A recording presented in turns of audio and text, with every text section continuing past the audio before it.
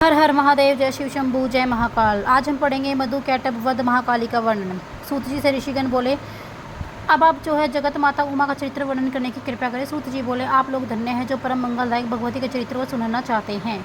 सर्वरोचिषि मनवंतर में जो एक राजा हुआ जिसका नाम जो विरत था, विरत के पुत्र का नाम सूरत था। सूरत जो बहुत ही पराक्रमी तेजस्वी था। दूसरे देशों को के जो 9 राजाओं ने मिलकर सूरत पर आक्रमण कर दिया और उसके जो राज्य पर अधिकार कर लिया। इस पर सूरत एक वन में महर्षि मेधातिथि के आश्रम में जाकर रहने लगा। वहीं पर एक वैश्य भी जो घर से दुखी होकर वहां आ पहुंचा। राजा सूरत ने वैश्य का परिचय पूछा तो वह अपनी आंखों से मैं अश्रु भर कर दिन दुखियों की तरह बोला, मेरा नाम जो है समाधि है, मैं जाति से वैश्य हूँ। मेरे पौत्र ने जो धन के लोभ में मुझे घर से निष्कासित कर दिया। यद्यपि इन दुराचार्यों ने मुझे अपमानित कर घर से निकाल दिया है, परंतु फिर भी जो मुझे उनकी याद सताती रहती है। राजा सूरत और वैश्य समाधि आपस में बातचीत करते हुए महर्षि मेधा के पास पहुंचे।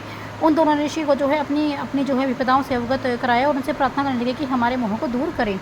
ऋषि मेधा ने कहा कि हे राजन, जो है सबके हृदय को जो आकर्षित करने वाली जो शक्ति रूपा देवी है, वह संसार की रचना, पालन तथा संहार का कार्य करती है। यह सुनकर राजा सूरत पूछने के, हे स्वामी, ये महामाया शक्ति रूपा देवी कौन है? कृपया हमें बताने का कष्ट कर। ऋषि बोले, प्रलय के जो समय भगवान श्री हरि शेष शैया पर जो योगिंद्रा के अधीन शयन कर रहे थे, उस समय जो भगवान श्रीहरि के कान के मैल से मधु कैटभ नाम के 2 दैत्य उत्पन्न हुए थे। श्रीहरि की नाभि से कमल और जो कमल से जो ब्रह्मा जी प्रकट हुए।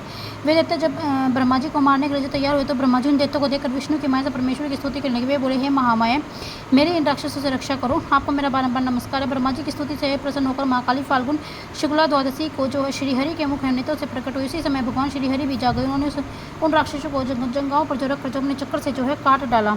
तो ऋषि बोले कि हे राजन, रंभासुर नाम का एक दैत्य था, उसके जो है महिष नाम का एक महापराक्रमी पुत्र उत्पन्न हुआ। उसने सब देवताओं को हराकर इंद्र को परास्त कर दिया और स्वयं इंद्र बन गया। सब देवता और मुनि मिलकर ब्रह्मा जी के पास गए। ब्रह्मा जी उन्हें भगवान श्रीहरि के पास तथा भगवान शिव जी के पास ले गए। देवताओं द्वारा महिषासुर का वृत्तांत सुनकर भगवान शंकर और श्रीहरि क्रोध में भरे गए। उनके मुख से तथा देवताओं के शरीर से एक तेज उत्पन्न हुआ। सब तेज मिलकर एक सुंदर स्त्री के रूप में परिणित हो गए। उसे देखकर सब देवता प्रसन्न हो गए।